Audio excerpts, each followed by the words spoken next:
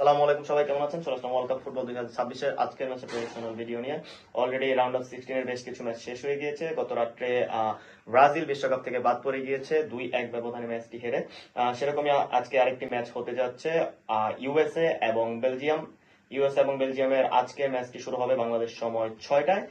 বাংলাদেশ সময় 6টায় ইউএসএ এবং বেলজিয়ামের প্রবাবল লাইন আপ নিয়ে যদি আমি কথা বলি, হয়তো আমার কাছে এখনো তাদের স্টার্টিং লাইন আপটা চলে আসেনি, কিন্তু প্রেডিক্টেড লাইন আপ নিয়ে যদি আমি কথা বলি, গোলকিপার পজিশনে আজকে ইউএস এর ম্যাট ফ্রিসে থাকছে, রাইট ব্যাক পজিশনে ফ্রিম্যান এবং লেফট ব্যাক পজিশনে রবিনসন থাকছে, সেন্টার ব্যাক হিসেবে রিচার্ডস এবং মেট রেমকে দেখা যাবে, সেন্ট্রাল মিডফিল্ডার হিসেবে টেলর অ্যাডামস, টিলম্যান এবং ম্যাকেনজিকে দেখা যেতে পারে, লেফট ফ্ল্যাঙ্কে হয়তো ক্রিস্টিয়ান পুলিসিচ আজকে ব্যাক করতে পারে, রাইট উইং ফরওয়ার্ড থেকে হয়তো সার্জিনিও ডেস্টকে দেখা যেতে পারে এবং স্ট্রাইকার পজিশনে বলগুনকে দেখা যেতে পারে। বলগুন আগের ম্যাচটা সাসপেন্ডেড ছিল লাল কার্ড খাওয়া অবস্থায়, সেজন্য খেলতে পারেনি। আজকে হয়তো তিনি শুরু করছেন।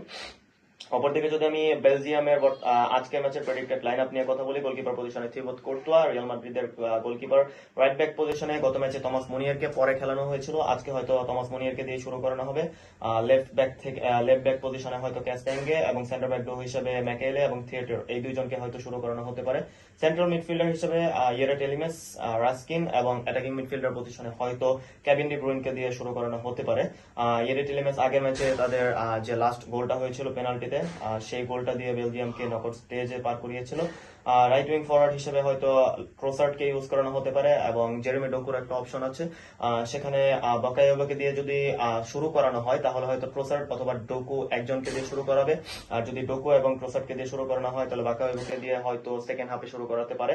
স্ট্রাইকার পজিশনে ডি ক্লেটারে এবং রোমেলো লুকাকুর একটা অপশন আছে। আগের ম্যাচে রোমেলো লুকাকুকে সেকেন্ড হাফে ইউজ করানো হয়েছিল, ডি ক্লেটারেকে ফার্স্ট হাফে শুরু করানো হয়েছিল।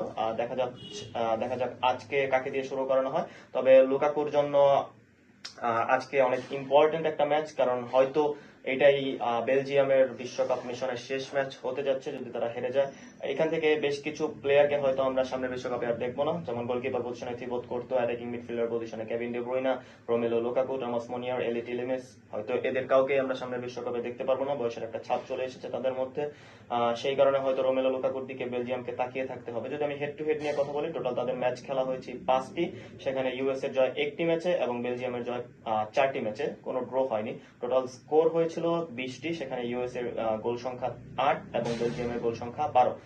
বর্তমান সময়ে ফিফা র্যাঙ্কিং এ ইউএস এর বর্তমান ফিফা র্যাঙ্কিং হচ্ছে 16 এবং বেলজিয়ামের বর্তমান ফিফা র্যাঙ্কিং হচ্ছে 9 নম্বর। স্বাভাবিক অর্থে বেলজিয়ামকে যারা আগে থেকে ফলো করে থাকেন, বেলজিয়াম বেশ কিছুদিন যাবত ফিফার 1 নম্বর র্যাঙ্কিংটাও ধরে রেখেছিল, সেখান থেকে অনেক বড় একটা ডাউনফল। বর্তমানে তাদের ফিফা র্যাঙ্কিং হচ্ছে 9। তবেও ইউএস এর থেকে একটু এগিয়ে আছে তারা ফিফা র্যাঙ্কিং এর দিক থেকে। তবে যে দিকটায় তারা পিছিয়ে আছে সেটা হলো হোম অ্যাডভান্টেজ।